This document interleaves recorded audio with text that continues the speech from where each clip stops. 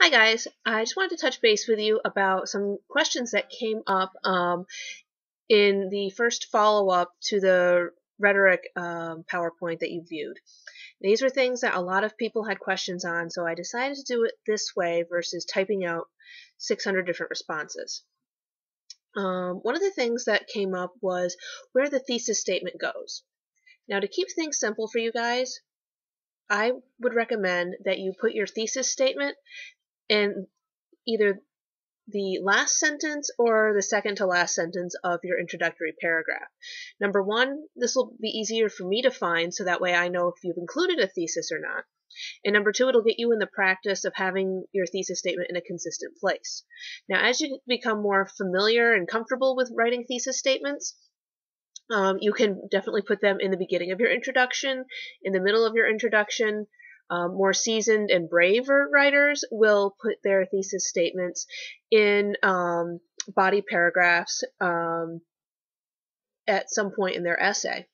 But to keep things simple, for right now, the last sentence of your introduction will be perfect.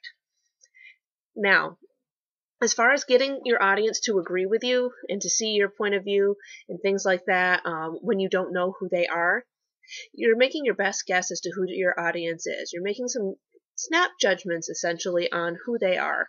You will have a pretty good idea of what their demographics are, of whether or not they agree with your topic or not, their age group, their cultural beliefs, their affiliations with politics and religion and all of that. So you'll have a little bit of a working knowledge of who they are, but you're not going to know them specifically as far as their specific attitudes toward your topic. With that said, your best course of action for this will be to present your arguments in a logical and clear manner. This means that you will assert your point and you'll back it up with your sources that you have found. Now, later on in the semester, we'll get into more of the specifics of this using the They Say, I Say book. There is actually a whole section, a whole chapter, dedicated to addressing your naysayers, those people that will disagree with you. And also to help with the audience issue of making sure that you're credible. As far as keeping things creative, I wouldn't get so caught up in the idea of creativity in that you want to remember your purpose. Why are you writing this piece? Are you informing your audience? Are you entertaining them? Are you shedding light on a topic that, or an aspect of a topic that they may not have been familiar with? So, excuse me.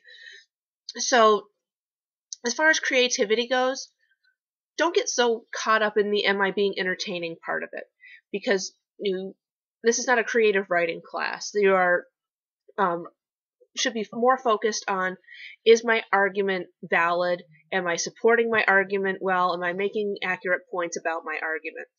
So hopefully I've addressed your answer or your questions in this short piece here. And if you have further questions about anything that was in that PowerPoint, feel free to contact me via course mail, or definitely do the drop-in office hours Mondays through Fridays, 9 a.m. to 10 p.m. There's a link for live office hours on our main page. Happy writing!